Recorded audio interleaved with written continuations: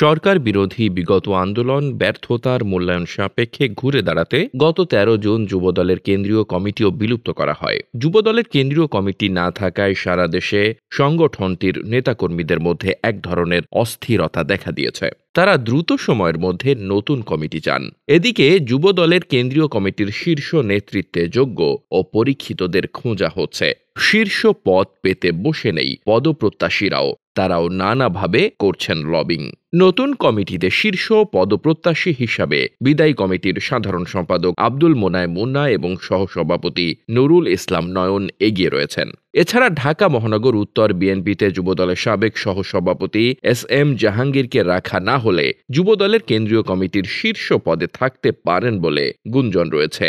তাদের বাইরে শীর্ষ পদে আলোচনায় আছেন বিদায়ী কমিটির সিনিয়র সহসভাপতি মামুন হাসান, সিনিয়র যুগ্ম সম্পাদক শফিকুল ইসলাম মিল্টন, গোলাম মাওলা শাহিন, সদস্য সাইদ ইকবাল টিটু ও সাংগঠনিক সম্পাদক ইসহাক সরকার। এছাড়াও শীর্ষ পদে বিশেষভাবে আলোচনায় আছেন ছাত্রদলের সাবেক সাধারণ সম্পাদক আকরামুল হাসান মিন্টু, সাবেক সভাপতি গাজী রৌনকুল ইসলাম শ্রাবণ, সাবেক সাধারণ সম্পাদক সাইফ মাহমুদ জুয়েল প্রমুখ। পদপ্রত্যাশী এসব নেতা রাজপথের ত্যাগী ও পরীক্ষিত হিসাবে পরিচিত। Desk report, বার্তাবাজার।